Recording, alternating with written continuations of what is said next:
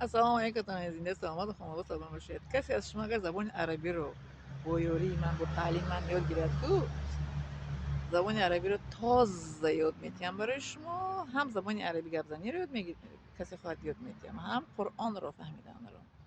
تمام دیگر یگان چیز رو نه. بید و ترانه نه. بدین برای چی؟ برای که بید و ترانه های عربو با زبان عربی تازه بر نمیخونن و چی میگن دیالکت و لهجه و شیوهشون قطع میخونن. یگان سراینده عرب با زبان ادبی تازه عربی نمیسروید.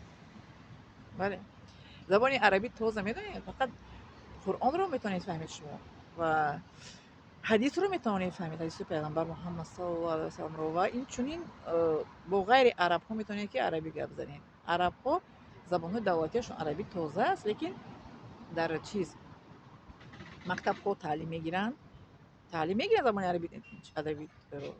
مثل ما زبان عربی تازه داریم که مثل دولتی یعنی، لیکن همه توجیکوی ما با زبان ادبی گپ نمیزنن که الان عربا هم میگن اصلا شیوه ها دارن، مثل که ما شیوه ها داریم که غرمی و چی میگن کلوبی و یغنوبی و مثل مسچوهی. الان عربا هم میگن اصلا شیوه دارن، هر یک کشور به خودشون قبیله واحد قبیله ها در مثل قوم میگیم قوم مثل میگن قوم میگن از کدام قوم است از کدام قبیله ها هستن میباشد.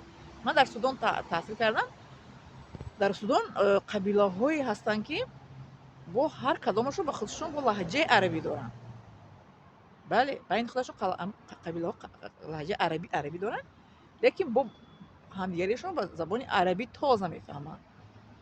مثل که ما لهجه چی داریم که مثل خوجندی، مثل یغنوبی، پامیری با چی کلوبی غرمی، که همدیگری ما رو در تاجیکستان با زبان تاجیکی تازه میفهمیم. با همین عربا همین هستن، هر کدامش لهجه خودشون دارن، شیوه خودشون دارن و سراینده هایشون یگان تاشون با زبانی تازه عربی نمیسراین.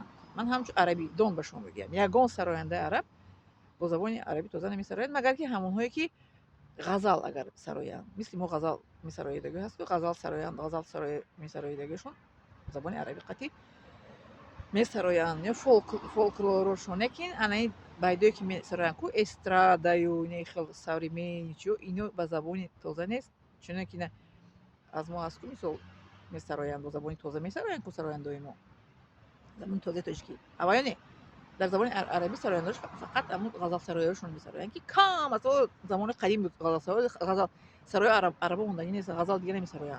غزل هم ندارن عربو. اینو تاجیک‌ها ما چی داریم؟ غزل تاجیکی کو گرفته ترجمه کرده می‌سراین. همینه. عربا غزل ندارن. غزل ما غزل ربویی می‌خونیم، ما ربویی داریم. میگه که شیشتگی بودم یه دخترک پیدا شد، دستاش سینی پشت کوتاه رو بالا شد، گفتم یه دختر استا برای چقان شد، خیال دلش که شکنی آسان شد. خیلی چیزا در عربی تمام نیسته. یا که میگن که فیض‌آباد شمال دختراش خمورش ما مردیم ای چی میگن نگاهش آچش خمورش چی میگن فیض‌آباد شمال دختراش خمورش ما مردیم ای نمیچی آچش جنجالشه. ای میگن این خیلی چیزا در بیان نیست. در ما هست، در ما غزل داریم، ترانه داریم، نثر داریم، شعر داریم، سرود داریم، همه چی داریم. انا میگونم هموطنان عزیز، من این چونین به شما گفتنی بودم که من شعرم ایجاد میکنم. یک شعر می نویسم. از شعرهای من به میدونین عددی قریب 20 تا زیاد شعر من ایجاد کردم. من در برای وطن شعر ایجاد کردگی می باشد، در برای پدر مادر، در برای خداوند، در برای غم، در برای سخنهای قبیح من شعرهای ایجاد کردگی هم، لیکن کی شعرهای من به چاپ میرسیده باشد خداوند میدونه. و اونایی من کتاب زبان عربی رو ترجمه کردم که از سال 2008 و 2014 چاپ رسید. من هم با امیدی فردا شعر ایجاد کرده ایستادم. یک به من الهام می آید می نویسم شعر. بله، یک وقت صبح از خواب بیدار میشم شعر می نویسم که نصف شب میخیزم با تهجد خواندن شعر من پیدا میشه می نویسم. بله، در دو حالت من شعر می نویسم، در صبح و در میانه شب.